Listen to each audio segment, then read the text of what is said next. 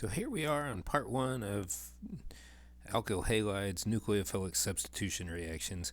And in substitution reactions, what we have is we have a nucleophile, which we've talked about in the past, and an electrophile. And the nucleophile in the mechanism ends up attacking the electrophile and kicking out the leaving group.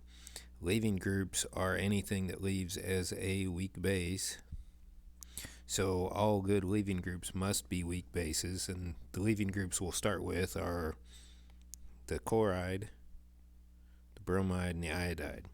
They're all good leaving groups because they are weak bases, because they're the conjugate base of a strong acid, HCl, HBr, and HI. So how do we name an alkyl halide? Well, first we have to identify the parent chain. So in the example below, we can look and see that the longest carbon chain is that right there. And then we need to identify the substituents.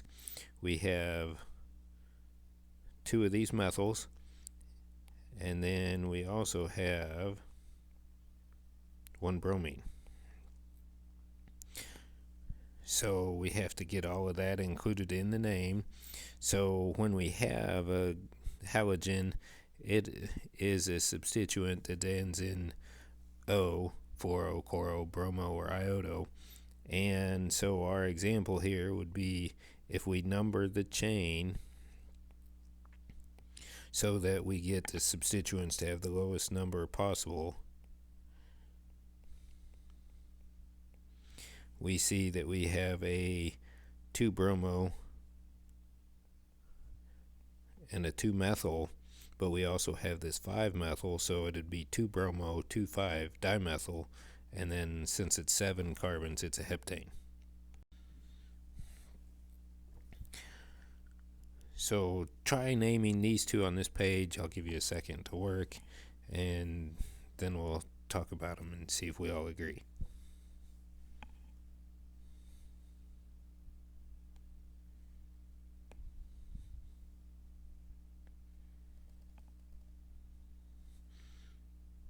Okay, so on the first one, we see that the longest carbon chain are these 5 carbons. So off of it, we have a bromine on carbon 2 and a methyl on carbon 3 if we number this way. So that's the lowest possible number. So it's going to be a 2-bromo, 3-methyl pentane. And the next one, if we have an alcohol, we drop the E and add OL because it's an alcohol. Alcohols end in OL. So here we number the chain, or figure out the longest carbon chain. It's these 5. 1, 2, 3, 4, 5. So on that 5 carbon chain, it is some substituted pentane, but we drop the E and add OL. So it's a pentanol. The alcohol is on carbon 2, so it is 2-pentanol. And then out in front of all of that, it has a 3,4-dimethyl 2-pentanol. So the next thing we have is primary, secondary, and tertiary substituents. If we have like a bromine or a halogen on a carbon, if there is one other carbon on it, it is a primary halogen. A secondary halogen or secondary leaving group has 2 R groups on it, and a tertiary has 3 R groups on it. And that'll come into play more as we go through this chapter. So there are 2 possible ways to do a substitution. The first thing we can do is we can substitute a halogen for a hydrogen and the free radical process. And there are 6 different patterns for a radical reaction. First, we have the homolytic cleavage. This is the initiation. This is the first step of every free radical process. And it has 2 electrons that have to move, so it'll always have 2 arrows in that step. The next one, or the next 4, all have 3 electrons moving, We have the addition to a double bond, hydrogen abstraction, halogen abstraction, and the elimination reaction. And these are the four basic propagation steps.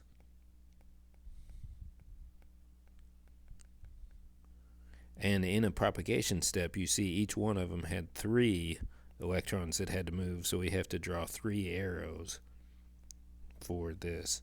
And then the last type of step is the coupling reaction, or the termination. And in the termination step, it is just like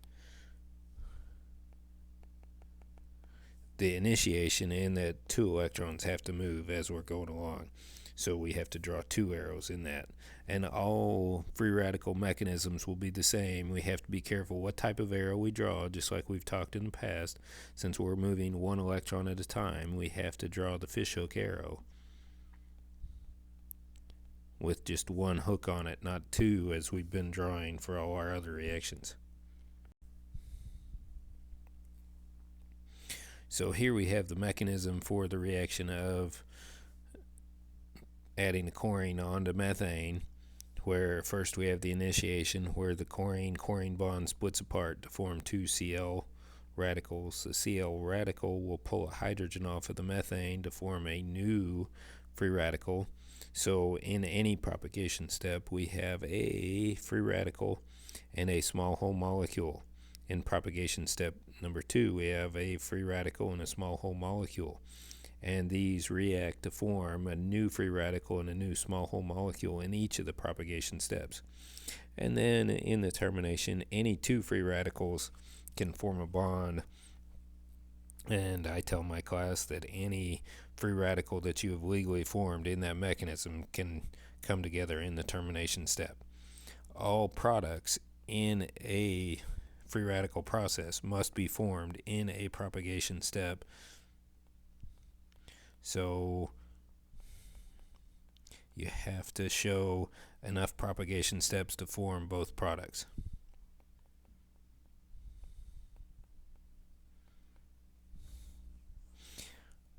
And be careful about the free radical process, because we only do a few of them throughout organic chemistry, not a bunch. Most of the time we'll draw the regular mechanism. So initiators for this are normally either bromine halogen bond and a peroxide, or the peracid, peranhydride, and these all have the same sort of bond that we can homolytically cleave to start the process along.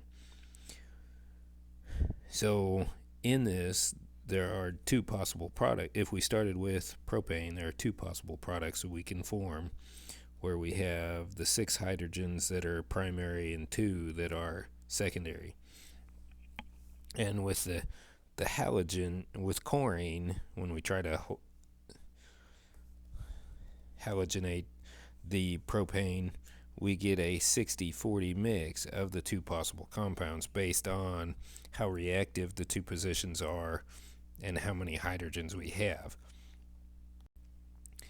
If we get into the bromination, bromine is much more selective for the more substituted carbon, so we don't have to worry as much about it. And with propane, we get a 97-3 ratio of products when we brominate propane. And that's just because of the stability of the free radical that we've talked about in the past. The more substituted a free radical is, the more stable it is. So the secondary radical is much more stable than the primary radical, and in the bromination reaction, it favors the more stable free radical very highly. If we go down to the bottom of the page here and compare isobutane, butane, and either the chlorination or the bromination of it, we see that the tertiary bromide is formed in 100% versus the primary, whereas the tertiary chloride is a 72-28 ratio. So the bromination is a much cleaner reaction and much more favored for doing a halogenation reaction of an alkane.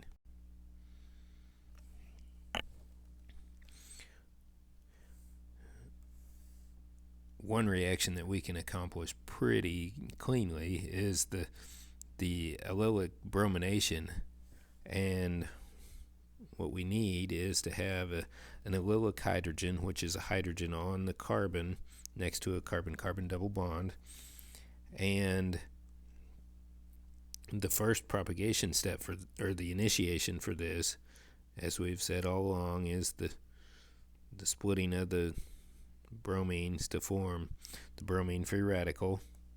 So this is our initiation. And then in our propagation steps, we need to go far enough that we form our products. So in our first propagation step, we remove the hydrogen to form HBr. This free radical we know is very stable because we can draw resonance structures for it. Let me redraw it.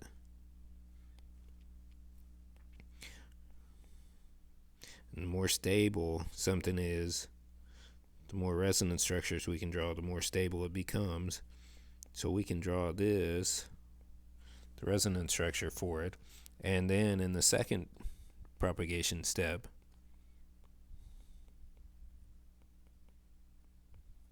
we can have this free radical. In this example, it doesn't matter which one because they are equivalent. It'll grab a bromine off of Br2 to form our other product, along with some bromine free radical. And then in the termination step, we can have two bromines come together.